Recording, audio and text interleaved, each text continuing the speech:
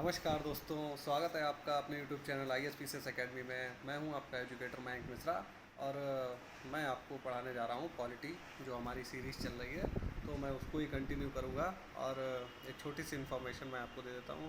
ये जो वीडियो है आपके जो आने वाले एग्ज़ाम है, जिसमें आपको प्री और मेंस दोनों की ही मतलब की ज़रूरत पड़ती है, जिसमें पॉलिटी पूछी जाती है, चाहे वो प्री एग्ज़ाम हो, फैक्चुअल नॉलेज हो, या मतलब कि आपको मेंस में जो आंसर राइटिंग करनी पड़ती है। तो ये वीडियो आपको दोनों में ही हेल्प करेगी। और भी आपके जो भी एग्ज़ाम होंगे जिसमें पॉलिटी पूछी जाती है, तो आप ये इन वीडियोस को देखने के बाद में आपको किसी बुक की ज़रूरत नहीं पड़ने वाली है। और इससे आपको दोनों ही फैक्चुअल हो गई या कॉन्सेप्चुअल, दोनों ही नॉलेज मैं यहाँ पे इन वीडियो के माध्यम से आपको उपलब्ध करा रहा हूँ। तो बने रहिए हमारे चैनल के साथ में, और इसी तरीके से आपको आगे भी वीडियो मिलती रहेंगी।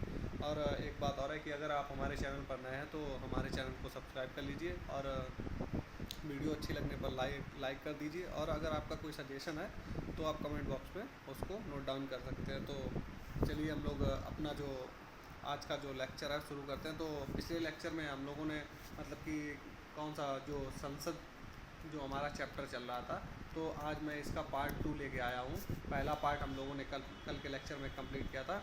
तो उसमें हमने देखा था कि जो संसद में जो मेंबर बैठते हैं पार्लियामेंट पे, तो वो किस तरीके से चुने जाते हैं, किस तरीके से हटाए जाते हैं। तो ये सब कल हम लोगों ने देख ली, कैसी संरचना होती है, कितने सदस्य होते हैं। तो ये सब चीज़ें हमने कल कवर कर ली थी। तो हम जो पढ़ रहे थे तो वो था कि संसद में जो अधिकारी होते हैं, जो जो कार्य करते हैं, जो मेन पद होते हैं, तो उनके बारे में हम लोग चर्चा कर रहे थे। तो कल लास्ट लेक्चर में हम लोगों ने लोकसभा अध्यक्ष के बारे में देखा था। तो आज का जो हमारा अगला जो अधिकारी है लोकसभा का उपाध्यक्ष, उसके बारे में चर्चा करने जा रहे हैं। तो चलिए शुरू करते हैं। जो हमारा लोकसभा उपाध्यक्ष जो मेन अधिकारी होता है लोकसभा अध्यक्ष के बाद में, उसके बाद में तो उसकी चर्चा कर लेते हैं। तो बात करते हैं कि उपाध्यक्ष का मतलब कि चुनाव जो है, चुनाव की तारीख जो है अध्यक्ष निर्धारित करता है। तो कोई भी मतलब कि अधिकारी पोस्टेड होता है तो सबसे पहले ये देखेंगे कि वो उस पद पर कैसे जाता है। तो लोकसभा का जो अध्यक्ष होता है वो इसके चुनाव की तारीख जो है निर्धारित करता है। और पिछले लेक्चर में हमने देखा था जो लोकसभा का अध्यक्ष होता है उसके चुनाव की तारीख राष्ट्रपति निर्धारित करता था। तो अब आगे बात करते हैं कि अध्यक्ष की तरह जो उपाध्यक्ष जो होता है वो भी सदन के जीवन पर्यंत ही अपना पद धारण करता है। और मतलब कि जब तक भी लोकसभा की अवधि होती है तब तक जो है उपाध्यक्ष भी अपने पद पर बना रहता है। अध्यक्ष का पद रिक्त होने पर उपाध्यक्ष जो है उनके कार्यों को करता है। कहने का मतलब ये है कि किसी कारणवश सदन में जो होता है अध्यक्ष नहीं पहुंचता है, या मतलब कि किसी आकस्मिक वजह से सदन में अगर अध्यक्ष मौके पर मौजूद नहीं है, तो उसकी जगह पर उपाध्यक्ष जो है उनके अध्यक्षों को मतलब कि अध्यक्ष के जितने भी कार्य होंगे तो सारे के सारे उपाध्यक्ष उनको करेगा। तो हम लोगों ने देख लिया कि उपाध्यक्ष कैसे आता है। तो उपाध्यक्ष का मतलब चुनाव होता है, अध्यक्ष जो है तारीख उसकी नियुक्त करता है, उसके बाद मतलब तारीख जो है निर्धारित करने के बाद में तो हम लोगों ने देख लिया किस तरीके से चुना जाता है। और मतलब कि बात अगर कर लें कि अगर उपाध्यक्ष को हटाना है तो मतलब कि उपाध्यक्ष किस वजह से अपने पद पर नहीं रहेगा, चलिए एक बात ये भी हम लोग डिस्कस कर लेते हैं। तो पहला पॉइंट होता है कि जो लोकसभा अध्यक्ष के जो पॉइंट मैंने आपको पिछले वीडियो में बनाए थे, वही सेम पॉइंट इसके लिए भी हैं हटने के लिए। जैसे कि उसके मतलब कि अगर वो सदन का सदस्य नहीं रहता है, तो पहला पॉइंट ये हो गया कि अगर वो सदन का सदस्य नहीं रहेगा तो भी लोकसभा का उपाध्यक्ष अपने पद से मतलब हट जाएगा, या फिर वो अपना जो उपाध्यक्ष है अपना मतलब कि त्यागपत्र अध्यक्ष को दे दे तो भी अपने पद से हट जाएगा। और तीसरा क्या है कि लोकसभा के जो तत्कालीन समस्त सदस्य होते हैं वो बहुमत के आधार पर उसको संकल्प पारित करने के बाद में उसको लोकसभा जो उपाध्यक्ष होता है इसको हटा सकते हैं इसके पद से। और इसके लिए उनको क्या करना, 14 दिन पहले उसको नोटिस देना पड़ेगा, जैसा कि लोकसभा अध्यक्ष के चैप्टर में हम लोगों ने अभी देखा था पिछले चैप्टर में। तो वही सेम कंडीशन यहाँ पे भी दी गई है। तो चलिए अगला पॉइंट देख लेते हैं उपाध्यक्ष के। तो उपाध्यक्ष के पास में एक विशेषाधिकार होता है। क्या विशेषाधिकार होता है कि उसे जब कभी भी किसी संसदीय समिति का सदस्य बनाया जाता है तो वह स्वाभाविक रूप से उसका सदस्य मतलब कि अध्यक्ष बन जाता है। कहने का मतलब जो लोकसभा का अध्यक्ष होता है तो वो कार्य करने के लिए संसदीय समितियों का गठन करता है। तो अगर मान लीजिए कि कोई संसदीय समिति है, उसमें जो है उपाध्यक्ष है उसको भी मतलब शामिल कर लिया जाता है। तो उस जो समिति का हेड होगा वो उपाध्यक्ष को ही मतलब कि वो उस समिति की अध्यक्षता उपाध्यक्ष के पास में स्वतः ही मिल जाएगी, ना कि और किसी कैंडिडेट को। तो ये उसके पास में एक विशेषाधिकार होता है। आगे हम लोग बात करेंगे कि जो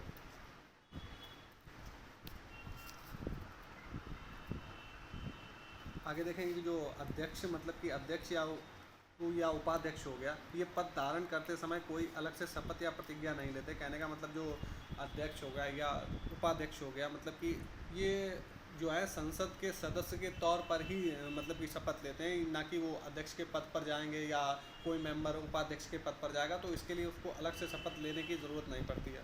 तो आगे हम लोग देखेंगे कि क्या होता है कि लोकसभा के सभापतियों की तालिका। अच्छा, ये भी आप देख लीजिए, क्या होता है कि जैसे कि किसी दिन ऐसा हो गया कि अध्यक्ष भी उपस्थित नहीं है सदन में और उपाध्यक्ष है वो भी सदन में उपस्थित नहीं है, तो कार्रवाई करनी है तो जो है अध्यक्षता कौन करेगा, तो इसके लिए एक तालिका बना दी जाती है। तो उस तालिका में मतलब लोकसभा जो अध्यक्ष होता है उसके द्वारा एक तालिका बना दी जाती है, तो उसमें जो है 10 मेंबर जो होते हैं उनके नाम जो है शॉर्ट लिस्ट कर दिए जाते हैं कि अगर प्रेफरेंस वाइज भर दिए जाते हैं कि पहला और दूसरा करके, ऐसे करके नाम उनमें उसमें लिखे होते हैं कि अगर पहले नंबर वाला नहीं है तो दूसरे नंबर वाला करेगा, दूसरे नंबर वाला नहीं है तो तीसरे नंबर वाला नहीं है तो चौथे नंबर वाला सदन की अध्यक्षता करेगा। तो ये तालिका लोकसभा में मतलब कि जो मीटिंग होती है तो वहाँ पे लगा दी जाती है कि अध्यक्ष के ना होने पर उपाध्यक्ष, उपाध्यक्ष के ना होने पर कौन करेगा, तो ये बातें उस तालिका में लिखी होती हैं।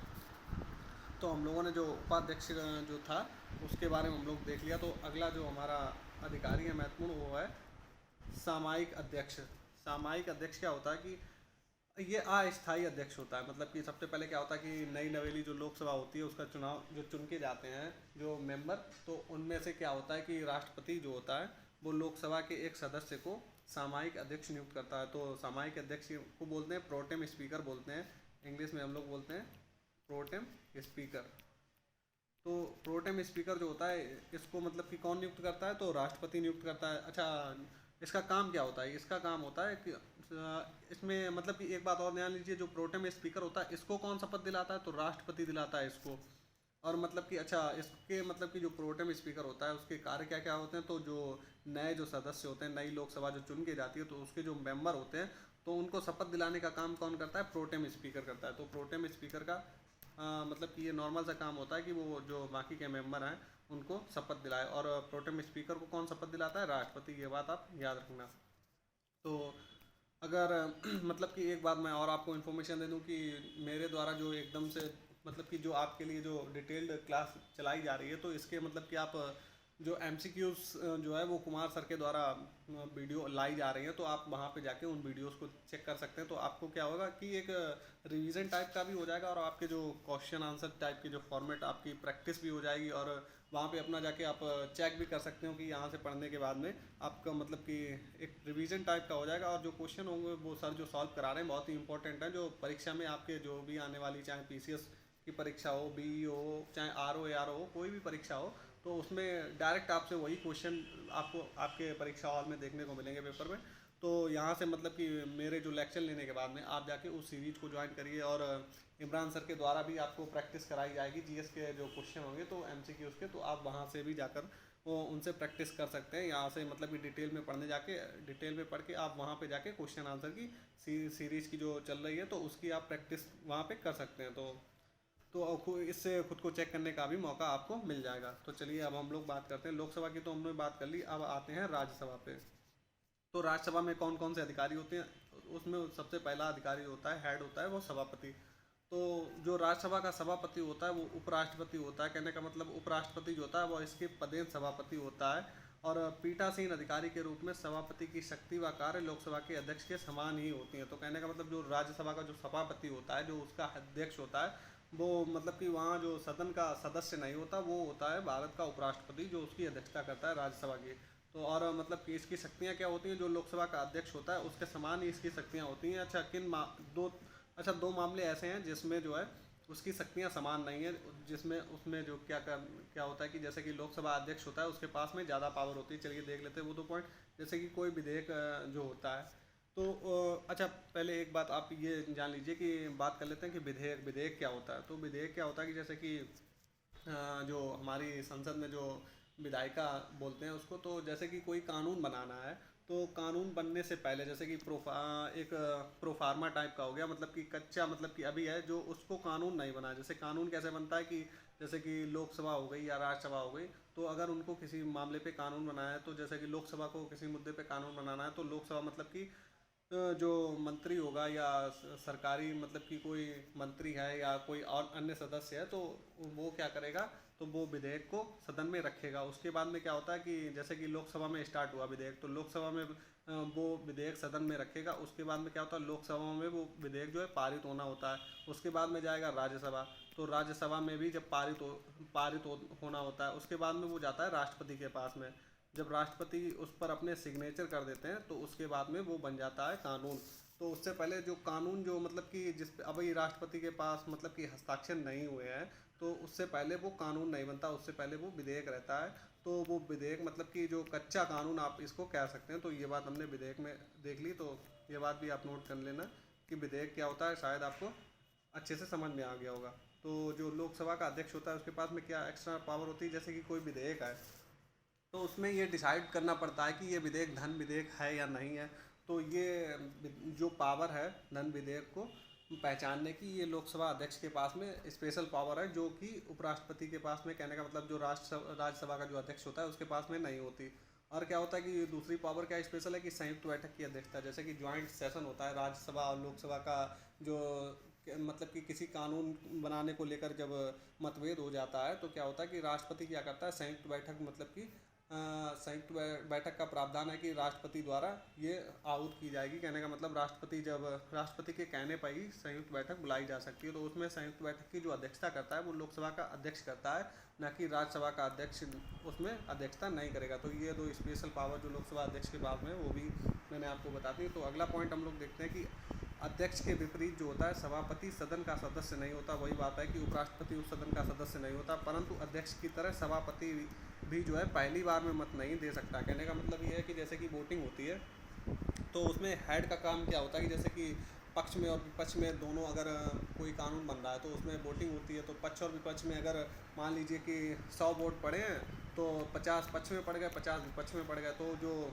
अध्यक्ष होता है तो उसके पास में जो निर्णायक मत देने का अधिकार होता है, तो ये उसके पास में स्पेशल पावर होती है कि वो पहली बार में तो मत नहीं देता। जब वोट बराबर हो जाते हैं तभी वो अपना वोट देगा, चाहे वो पक्ष में दे दे उसके बाद या विपक्ष में दे दे। तो ये स्पेशल पावर होती है अध्यक्ष के पास में, जो ये लोकसभा अध्यक्ष के पास में भी होती है और राज्यसभा के अध्यक्ष के पास में भी होती है।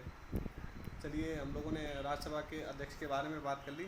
अब जो दूसरा उसका अधिकारी वो है उपसभापति। जैसे कि लोकसभा का उपाध्यक्ष होता था, इसी तरीके से राज्यसभा का उपसभापति होता है। तो इसके बारे में हम लोग चर्चा करेंगे। तो मतलब कि जो राज्यसभा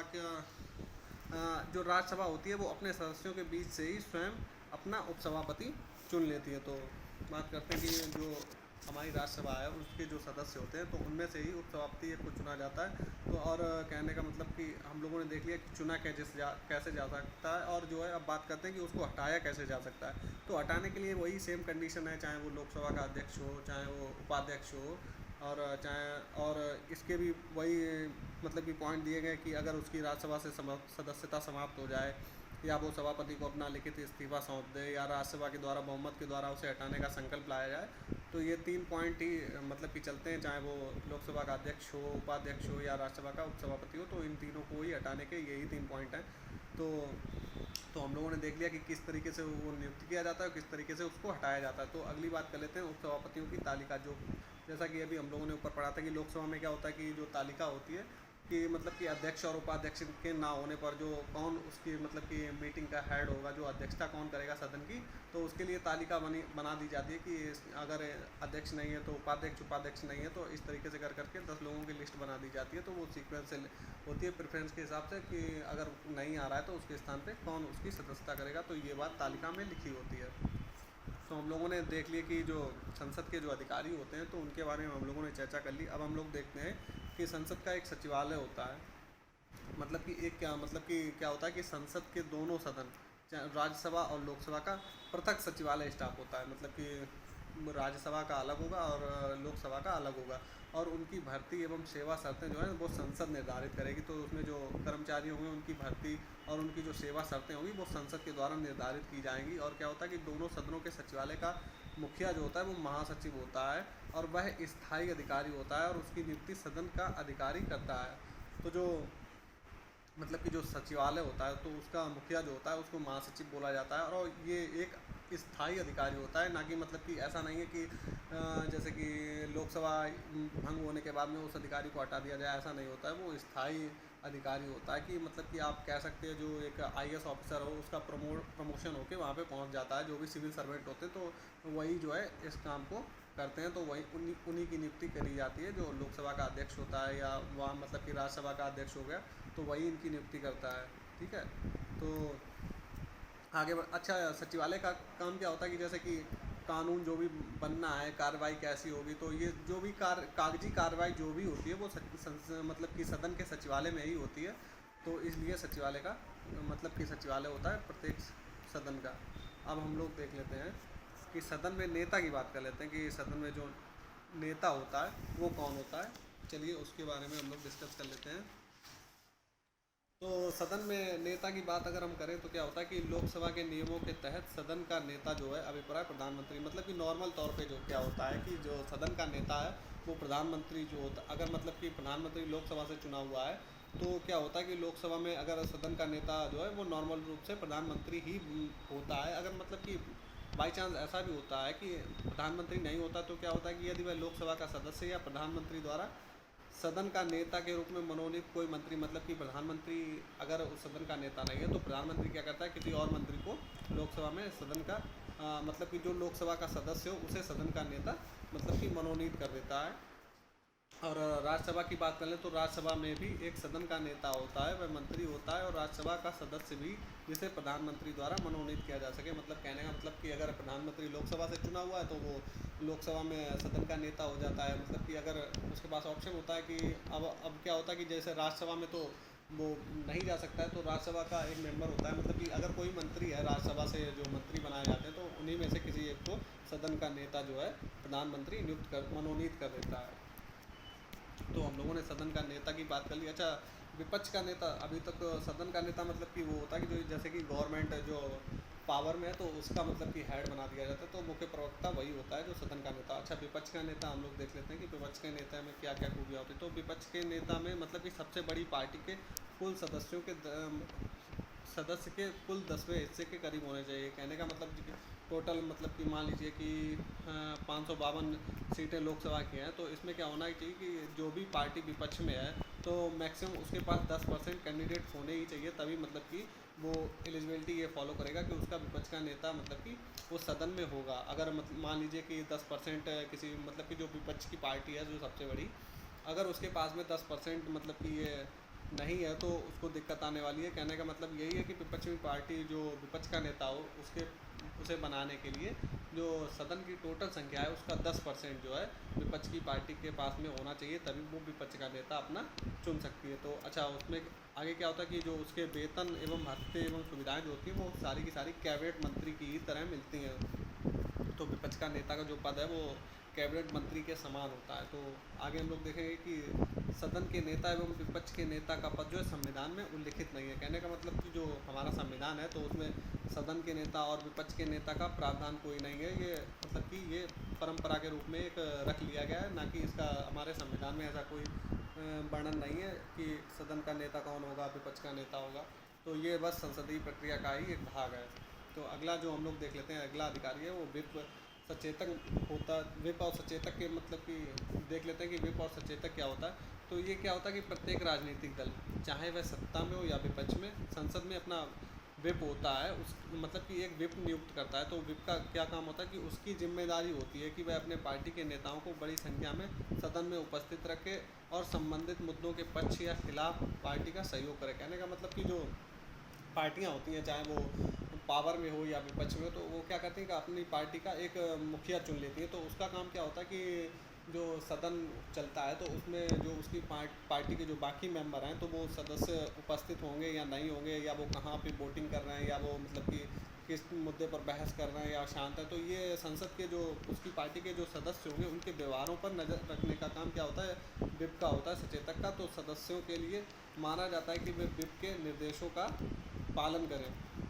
मतलब कि और क्या होता है जैसे कि वो समय समय पर वो सूचना मतलब कि देता रहता है कि सदस्यों से कहेगा कि ये करो, इस मामले पर वोटिंग करो, आपको ये करना है। तो वो समय समय पर अपने पार्टी के जो मेंबर हैं उनको बताता रहेगा। अगर मतलब कि उसकी बातें अगर कोई सदस्य नहीं मान रहा है तो उस पर अनुशासनात्मक कार्रवाई भी की जा सकती है पार्टी की तरफ से।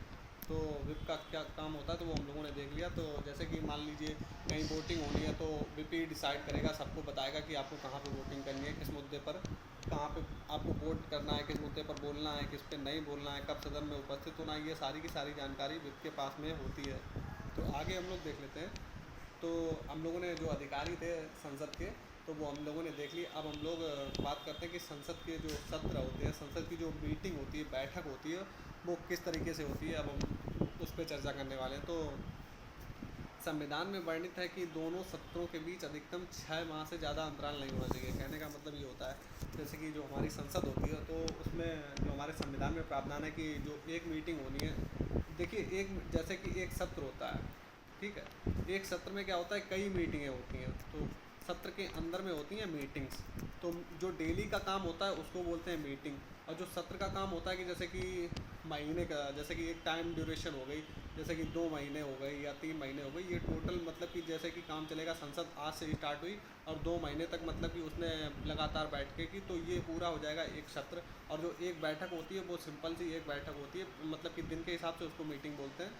तो जो मतलब कि संविधान में क्या प्रावधान है कि 6 महीने से ज़्यादा अंतराल नहीं होगा। तो जो मेंबर होते हैं तो उन्होंने डिसाइड क्या किया कि हम लोग जो है एक साल में 3 बार बैठ लेंगे।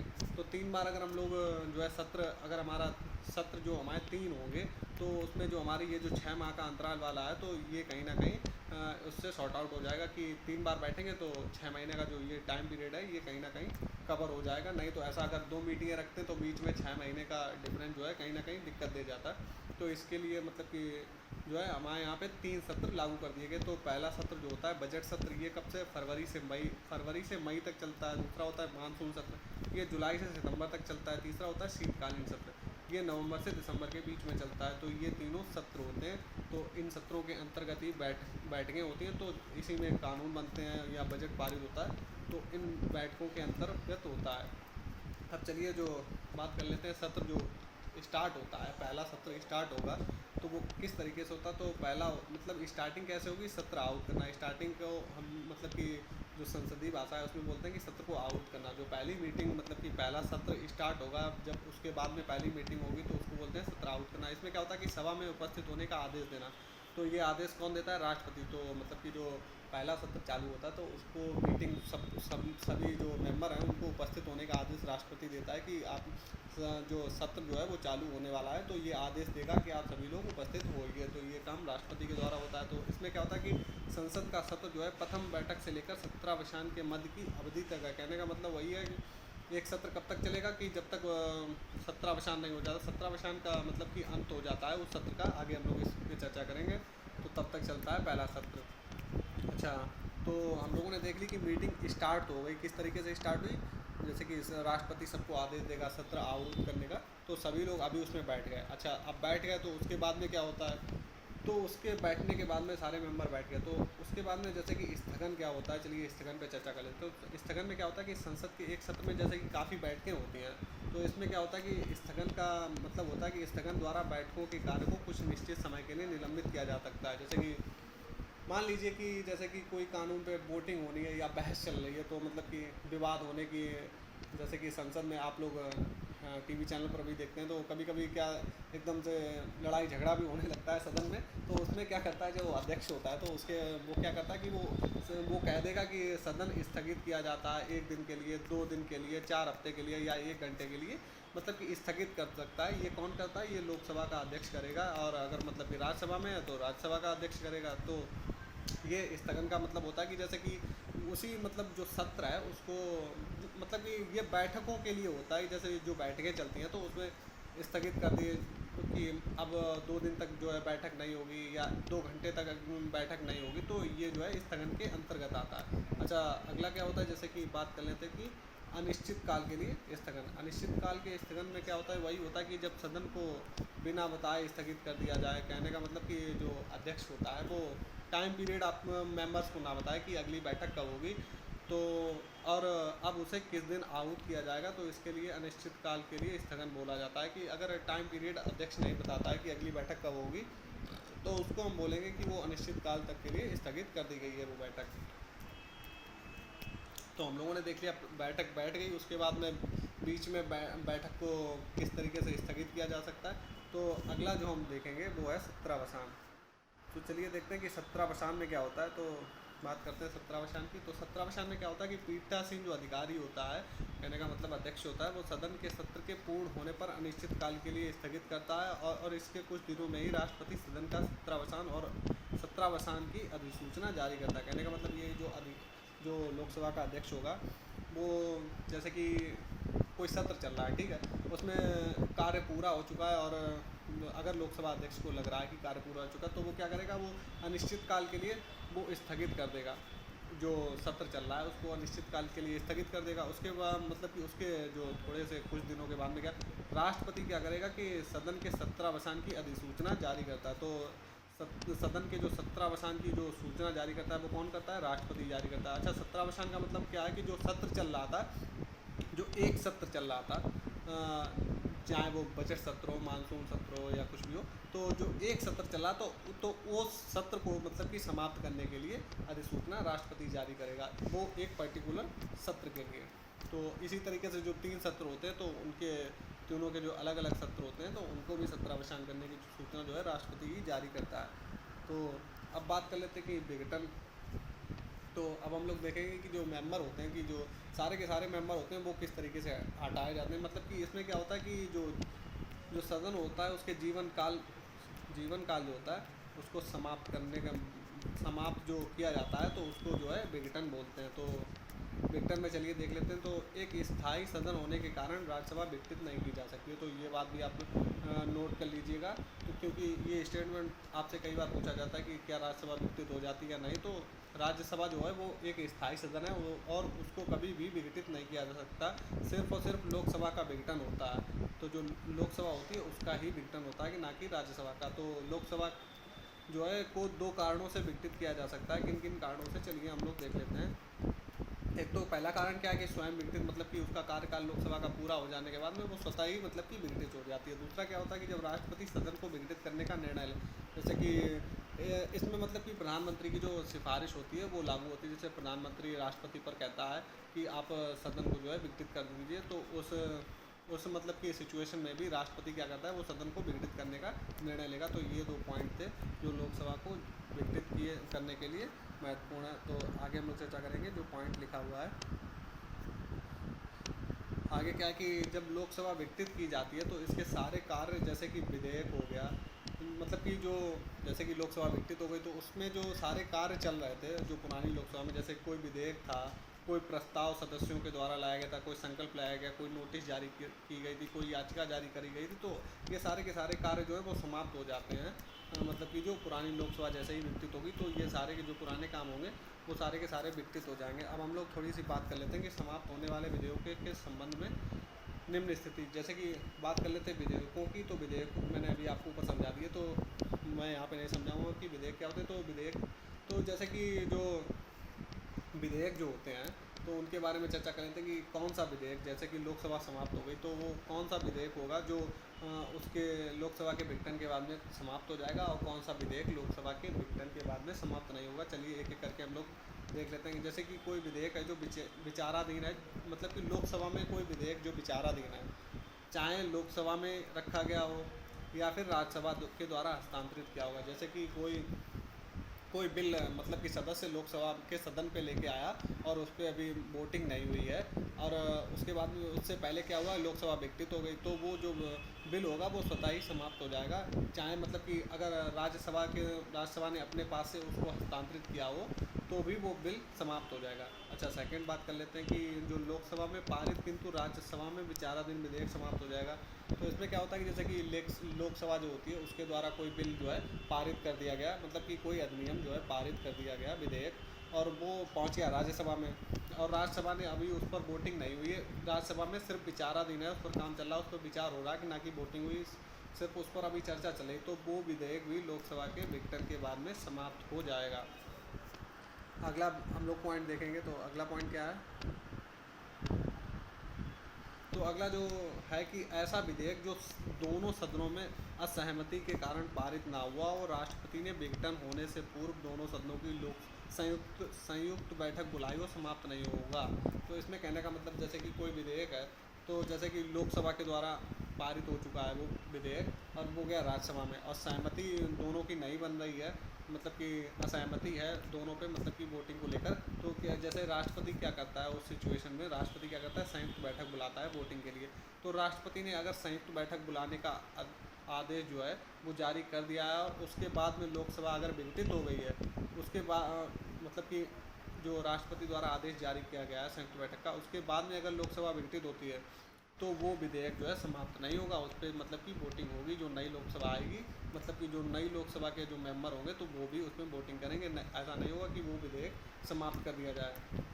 तो अगला हम लोग पॉइंट देखेंगे कि ऐसा विधेयक जो राज्यसभा में विचाराधीन हो लेकिन लोकसभा द्वारा पारित ना हो, समाप्त नहीं होगा। अब इसमें क्या होगा कि सिंपली क्या, जैसे कि कोई विधेयक है, राज्यसभा से स्टार्ट होना है कोई विधेयक, तो मतलब कि अभी राज्यसभा में विचाराधीन है, वोटिंग हुई नहीं है, और लोकसभा में अभी वो पहुंचा ही नहीं है, लोकसभा द्वारा पारित नहीं है, कहने का मतलब, तो वो विधेयक जो है समाप्त नहीं होगा। तो वही बात है कि अभी लोकसभा ने वोटिंग करी ही नहीं थी, तो वो क्यों समाप्त हो जाएगा। और जो राज्यसभा है वो तो स्थायी सदन है, तो वो तो फिर से अगर वही बिल जो है दोबारा से वही बिल भेज सकती है, तो जो नई लोकसभा होगी तो वो उस पर वोटिंग करेगी आगे, तो इस वजह से वो बिल समाप्त नहीं होता है। अगला पॉइंट देख लेते हैं कि ऐसा विधेयक दोनों सदनों द्वारा पारित हो और राष्ट्रपति की स्वीकृति के लिए विचाराधीन हो, समाप्त नहीं होगा। कहने का मतलब ये है कि जैसे कि कोई विधेयक है तो राज्यसभा में भी वोटिंग हो चुकी है और लोकसभा में भी वोटिंग हो चुकी है, उसके बाद में क्या होगा, वो राष्ट्रपति के पास सिग्नेचर करने के लिए जा चुका है, और उस बीच में लोकसभा का विघटन हो जाता है, तो वो विधेयक समाप्त नहीं होगा। तो ये बात भी आपको याद रखनी चाहिए। ये सारे के सारे स्टेटमेंट जो हैं आपके सिविल सर्विस में, चाहे पीसीएस हो चाहे यूपीएससी हो, मतलब कि जितने भी स्टेट पीसीएस हैं, ये सारे के सारे स्टेटमेंट आपको वहाँ पे हूबहू रखे मिलेंगे पेपर में, तो आप इनको बहुत ही ध्यान से ही पढ़िएगा, और चाहें तो आप इनको नोट भी कर सकते हैं। तो अगला जो पॉइंट है वो है ऐसा विधेयक जो दोनों सदनों द्वारा पारित हो लेकिन राष्ट्रपति के द्वारा पुनर्विचार के लिए लौटा दिया गया और समाप्त नहीं हुआ। कहने का मतलब जो कोई ऐसा विधेयक है जो दोनों सदनों के द्वारा पारित हो चुका और राष्ट्रपति के पास में सिग्नेचर करने के लिए उसको भेजा गया, राष्ट्रपति ने उसको पुनर्विचार के लिए लौटा दिया है, तो और इस बीच में क्या हुआ कि लोकसभा जो है वो विघटित हो गई है, तो वो विधेयक भी समाप्त नहीं होगा। तो ये बात भी आप याद रख सकते हैं। तो आज के जो हमारा लेक्चर है, तो जो हमारा संसद लेक्चर है, तो आज के लेक्चर में मैं बस इतना ही पढ़ाऊँगा आपको। तो अगली जो हमारा मतलब कि जो भी छूटा हुआ है वो मैं आपको नेक्स्ट लेक्चर में लेके आऊँगा, नहीं तो क्योंकि वीडियो ज़्यादा लंबी हो जाएगी, तो इस चक्कर में मैं इसको 2-3 पार्ट में संसद को बनाने वाला हूँ। तो उम्मीद है कि आपको जो संसद का जो हमारा चैप्टर चल रहा होगा, तो इसकी जो भी इन्फॉर्मेशन मेरे द्वारा दी गई है वो आपके लिए हेल्पफुल होगी। जो आपके आने वाले एग्ज़ाम हैं जो भी हो, जिसमें भी आपको पॉलिटी पूछी जानी है, चाहे वो ऑब्जेक्टिव पूछी जाए चाहे वो सब्जेक्टिव पूछी जाए, तो ये वीडियो आपको दोनों में ही हेल्प करेगा। तो उम्मीद करता हूँ कि मेरे द्वारा इन्फॉर्मेशन दी गई है वो आपके लिए बहुत ही महत्वपूर्ण होगी। और अगर आप हमारे चैनल पर नए हैं तो हमारे चैनल को प्लीज़ सब्सक्राइब कर लीजिए, और कोई अगर आपका सजेशन है तो आप जो है वो हमको कमेंट बॉक्स में दे सकते हैं। तो चलिए मिलते हैं नेक्स्ट वीडियो में।